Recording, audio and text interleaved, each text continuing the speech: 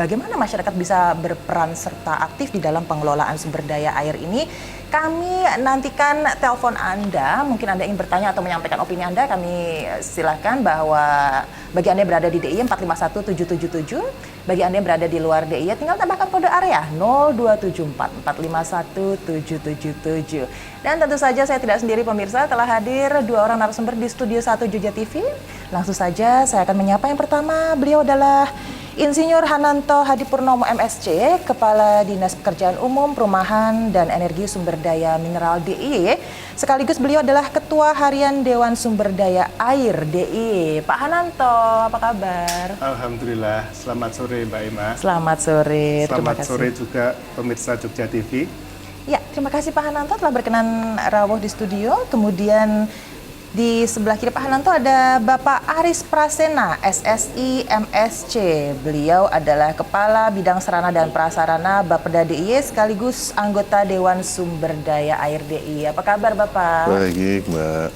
Terima kasih telah hadir di studio. Iya, Bapak, mungkin banyak masyarakat yang belum mendengar, belum mengenal atau justru sering mendengar tetapi belum mengetahui secara pasti apa itu tugas pokok dan fungsi Dewan Sumber Daya Air.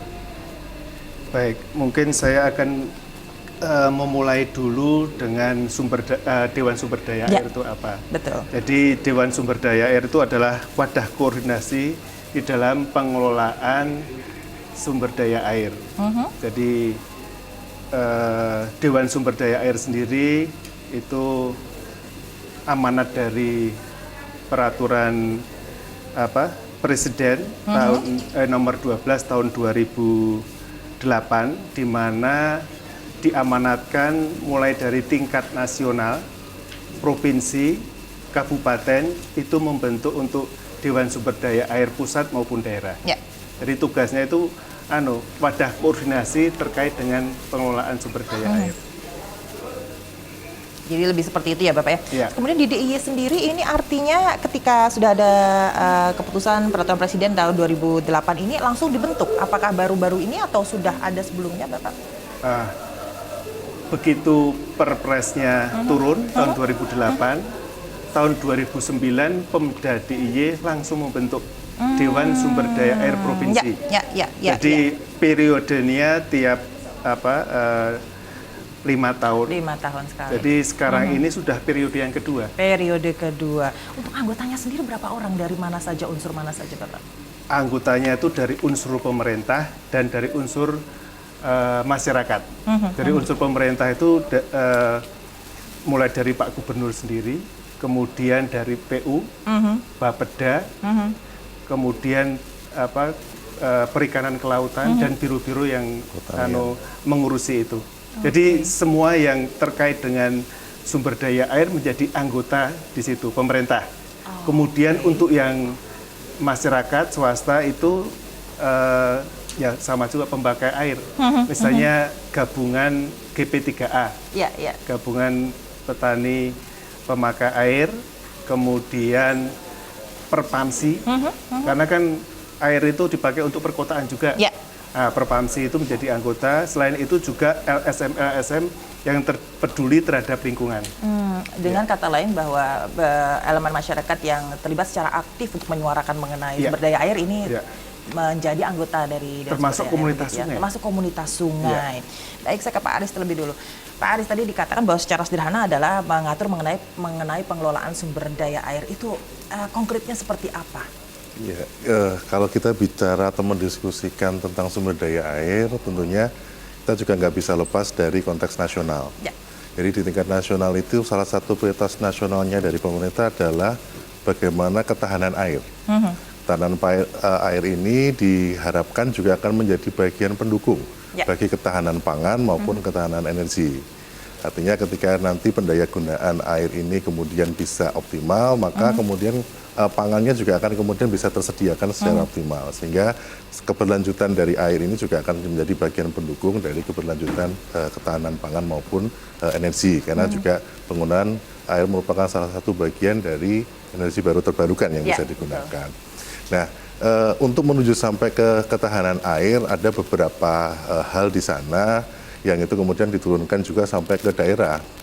baik itu meliputi aspek konservasi, jadi kita bagaimana membuat keberlanjutan dari sumber daya air itu sendiri, kemudian pendaya gunaannya, bagaimana itu bisa dilakukan secara optimal tadi, terus kemudian bagaimana juga kita mengurangi daya rusak dari air itu. Ya. Nah, pada beberapa waktu ini juga Jogja kan juga merasakan dampak ya dari kemudian daya rusak, walaupun kemudian dari posisi siklon yang sebenarnya ekstrim. Ya. Nah, ketiga pilar ini nantinya akan didukung oleh bagaimana ketersediaan atau pengelolaan data informasi tentang sumber daya air yang bisa kita analisis untuk sampai ke pengambilan kebijakan sehingga kemudian tepat. Dan kemudian yang kedua pendukungnya adalah bagaimana keterlibatan masyarakat. Oke. Nah, Dewan Sumber Daya Air ini salah satu bagian dari memperkuat kelembagaan dan juga keterlibatan masyarakat. Karena nanti ketika Dewan Sumber Daya Air bertugas memberikan masukan, saran dan ini kerumusan kepada gubernur, maka ini kan sudah tidak hanya dari pemerintah. Ini sudah melibatkan bagaimana masyarakat selaku tadi pengguna, pemakai atau kemudian yang mendapatkan manfaat itu kemudian menjadi bagian yang membuat rumusan atau memberikan masukan informasi terhadap kebijakan-kebijakan yang akan diambil. Jadi artinya di situ nanti masyarakat, peran aktif masyarakat bisa terlibat secara aktif begitu ya, Betul. termasuk untuk memberikan rumusan atau masukan kepada Diakomodir dalam sebuah kelembagaan. Nah, artinya nanti dari anggota-anggota Dewan SDA pun kemudian kan punya. Ya. Tadi kalau perwakilan GP3A itu kan di bawah ada anggota-anggota GP3A-nya. Ya, betul. Nah, ini kemudian bisa menampung aspirasi juga dari gabungan perkumpulan petani pemakai air yang ada di tingkat bawah. Nah, harapannya peran itu kemudian bisa dilakukan melalui lembaga Dewan SDA tadi, yang memang non struktural ya Pak ya, bukan Ya, bagian dari bukan bagian dari pemerintah, tapi memang dibentuk karena wadah koordinasi tadi antara pembuat regulasi dan pemakai. Pembuat regulasi pemerintah, pemakainya itu kan masyarakat, termasuk juga yang pemerhati lingkungan. Seperti disampaikan Mas Aris tadi terkait dengan konservasi kan kaitannya sama teman-teman yang peduli terhadap lingkungan. Betul. Bagaimana daerah aliran sungai itu bisa terpelihara. Karena kalau membicarakan mengenai DI ini menarik sekali ya, begitu bahwa kita bukan saja membicarakan mengenai kemanfaatan dari air, tapi juga ini menjadi potensi yang luar biasa terutama sekali bagi wisatawan untuk berkunjung di DI ini loh Pak, kalau kita membicarakan daerah air sungai. Tapi kita tidak akan bicarakan ke sana. Saya akan bertanya terlebih dulu untuk program atau kegiatan yang telah dilakukan selama ini oleh Dewan Sumber Daya Air seperti apa Pak Hananto? Secara rutin kita itu melakukan rapat-rapat koordinasi. Kami diamanatkan paling tidak setahun itu 4 kali untuk bertemu, untuk membahas itu tadi masukan-masukan apa yang akan kita berikan kepada Bapak Gubernur di dalam merumuskan strategi dan kebijaksanaan pengelolaan sumber daya air. Jadi kita setiap tahun paling tidak ketemu 4 kali. 4 kali setahun begitu. Kemudian berdasarkan itu ya kita bisa paling tidak ketika tahun 2010 ada perda irigasi. Itu kan bagian dari perumusan kebijakan yang dikeluarkan oleh Pemda. Kemudian juga ada pergub terkait dengan sempadan sungai. Pergub Pergub nomor 9 tahun 2012 dan banyak hal pergub-pergub lain yang terkait dengan pengelolaan sumber daya air tersebut. Jadi diantaranya itu yang rutin dilakukan. Di samping juga program-program lainnya. Bagaimana dengan sosialisasi terhadap masyarakat? Kalau sosialisasi terhadap masyarakat, kayaknya yang kita lakukan bagian saat dari ini adalah bagian dari sosialisasi kepada masyarakat. Selain itu ya memang kita melakukan pertemuan-pertemuan rutin dengan kelompok masyarakat, terutama yang menggunakan air, yang terlibat langsung dengan adanya air, misalnya di tepian sungai atau segala macam. Itu yang kita lakukan. Pak Aris, artinya kan berbagai rumusan ataupun kebijakan yang dan semua yang dilakukan oleh pemerintah tidak akan ada artinya tanpa keterlibatan masyarakat begitu ya. Nah, ini tadi menyambung apa yang disampaikan Pak Hananto bahwa ada sosialisasi terhadap masyarakat. Terus bagaimana juga untuk proses edukasi kepada masyarakat agar mereka tidak saja tergerak hatinya tapi juga sampai ke action begitu ya, bahwa bagaimana untuk memanfaatkan sumber daya air secara baik, benar, dan ini berkelanjutan begitu ya Bapak ya. Bagaimana pendapat Anda? Ya, kalau keterlibatan masyarakat itu pasti. Sumber daya air pun ketika akan dilakukan pengelolaan juga tidak hanya satu sektor saja. Betul. Kita perlu banyak sektor ketika berbicara tentang misalnya konservasi saja. Ya.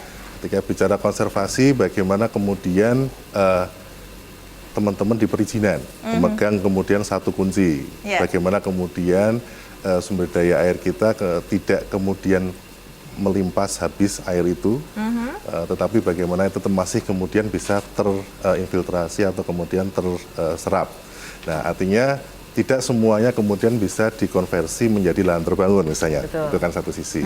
Nah, kemudian keterlibatan masyarakat sendiri ketika berbicara tentang misalnya mendirikan bangunan, maka kan kemudian ada KDB, KLB ketika berbicara di intensitas pemanfaatan ruang.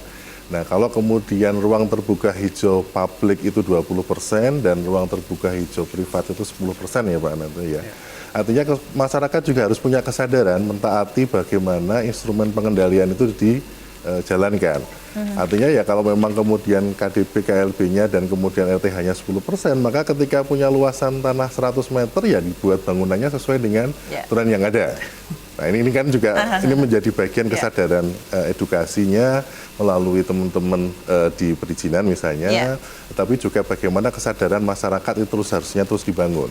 Bahwa kemudian kenapa harus mensisakan untuk kemudian terbuka, kan seperti itu. Nah ini seharusnya kemudian tidak bisa lepas dari ketika berbicara SDA, berbicaranya tentang siklus atau daur hidrologi. Sebenarnya mulai anak SD itu sudah diberikan pemahaman, tetapi bagaimana itu terinternalisasi, kemudian menjadi bagian yang terapan, bisa dilakukan penuh kesadaran, ini yang kemudian menjadi tantangan kita bersama. Kalau mulai dari SD SMP itu sudah diajari bagaimana terjadi presipitasi turun, bagaimana kemudian ini bisa ditahan selama mungkin. Kalau kemudian kita manfaatkan secukupnya supaya kemudian ini bisa mendapatkan manfaat untuk kehidupan. Agar kemudian juga banjir bisa terkurangi dengan cara seperti apa. Ini kan sebenarnya di konsep sekolah pun sudah dimunculkan. Nah, bagaimana kemudian terapannya? Ini yang kemudian membangun rumahnya seperti apa. Kemudian misalnya ada penggunaan antara teman-teman petani dengan ikan misalnya. Nah ini kan juga harus kemudian ada kesepemahaman bersama dan tentunya keterlibatan masyarakat ini sudah bukan lagi konsep tetapi misalnya di teman-teman irigasi itu sudah melakukan.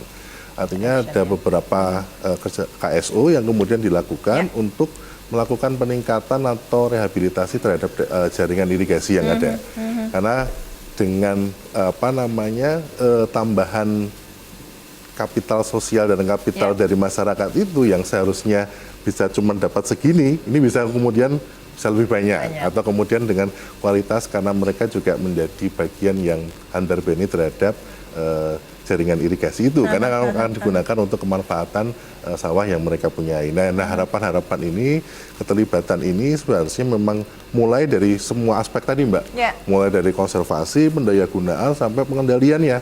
Nah, kalau memang kita aware terhadap banjir, terhadap ini ya bagaimana kemudian ini terimplementasi dalam keseharian kita untuk kemudian kita bisa melakukan pengendalian juga daya rusak. Nah ini setiap komponen ini keterlibatan masyarakat ini tadi yang kita sampaikan bahwa pilar pendukung atau aspek pendukungnya sistem informasi yang baik tentang sumber daya air dan juga keterlibatan masyarakat. Nah, tidak mungkin kemudian pemerintah itu bekerja sendiri pastinya. Betul. Itu kita pahami bersama, baik dari sumber dayanya, baik dari sumber daya itu dari uangnya kan gitu ya, tidak akan mungkin mampu tackle semua kebutuhan itu, sehingga peran-peran baik itu dari masyarakat, swasta dan yang lain-lain itu menjadi bagian yang memang harus kita rangkul bersama.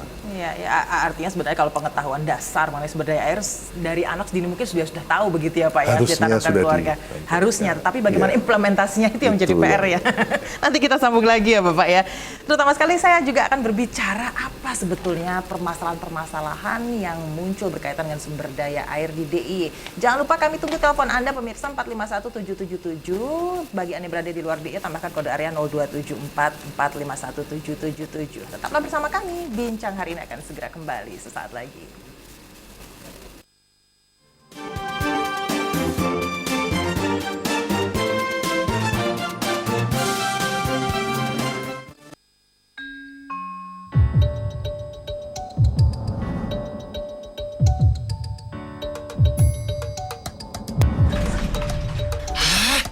Susah kali sinyalnya. Mesti dikejar-kejar macam maling aja. Cari yang paten aja. Kalau perlu, yang datang sendiri. Waduh. Ya.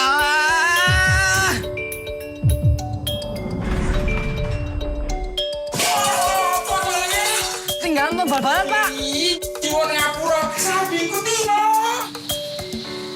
Terhadap langit, siaran masih itu-itu saja. Hai, Hey Glenn, pakai buat jemur saja kau punya parabola. kau ini. Tak dapat sinyal. Tak jualan online aku. Ganti dengan kabel fiber saja. Tak boros kuota pula. Bos mendadak minta di email kerjaan. Mana pulsa HP gua habis lagi. Pinjam handphone lu dong. Telepon kantor nih. Pakai telepon rumah aja. 1000 menit juga boleh. Gratis. Iki bal-bal mau bengi. Iso diriuan toh? Desok wong siaran seminggu wae iso di playback kok. Ah, bosan ketemu menonton. Salurannya itu-itu, Sa. Kita parabola ganti triple play. Katong bisa bikin tugas pakai internet. Dorang saluran banyak, gratis telepon juga. Begini rasanya internetan pakai fiber. Paten kali kau Inai. Indihome. Aku nelpon gratis kok. Indihome. Bisa di playback. Orang bakal ketinggalan bapak mana? Glenn, mau buat PR atau mau nonton TV? Kasih, mau nonton dulu. Sambil belajar mau nonton juga, Ma. Nonton kalau sudah selesai PR-nya. Ma. Bisa di playback. IndiHome, toh.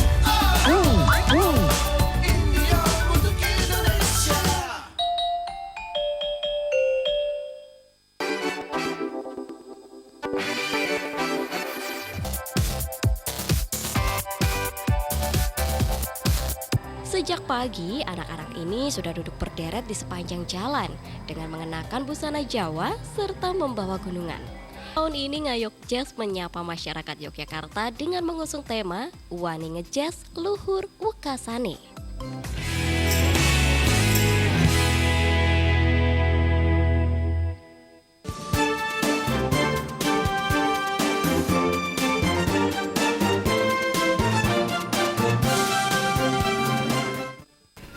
Ya, pemirsa kan masih menemani Anda, tentu saja bincang hari ini dengan tema partisipasi masyarakat dalam pengelolaan sumber daya air melalui Dewan Sumber Daya Air. Kami buka line telepon, silakan bagi Anda yang ingin bertanya atau menyampaikan opini 451777.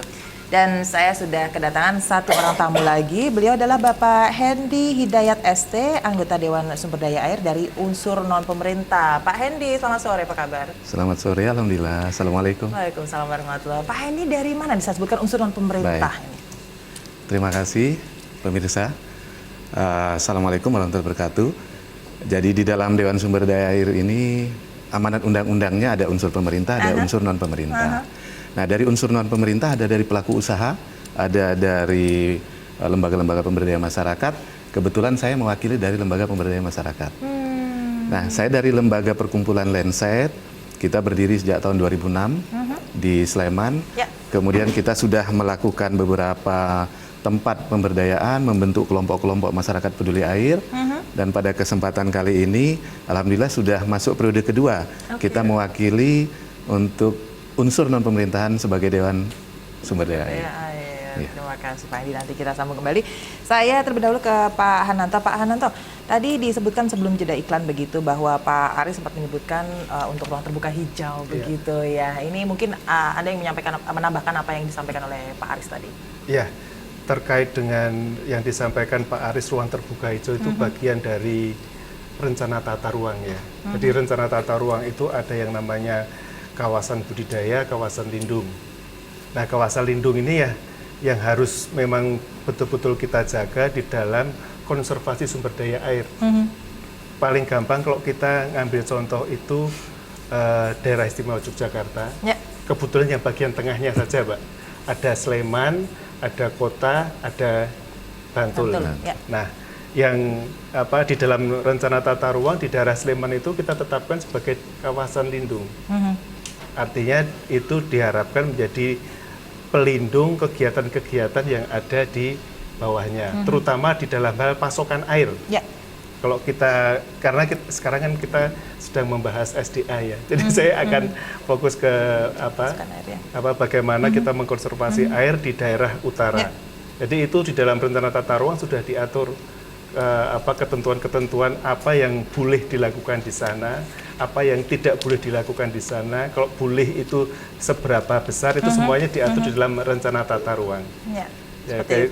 Kita harapkan nanti masyarakat juga bisa mempelajari itu, karena dokumen itu ada di webnya pemerintah, di webnya Bapeda juga ada, di webnya Dinas Pertanahan Tata Ruang juga ada. Saya rasa monggo masyarakat untuk mengetahui kawasan lindung itu bolehnya dipergunakan sebagai apa, itu bisa di sana, termasuk daerah sempadan sungai itu juga termasuk kawasan lindung yang harus dilindungi.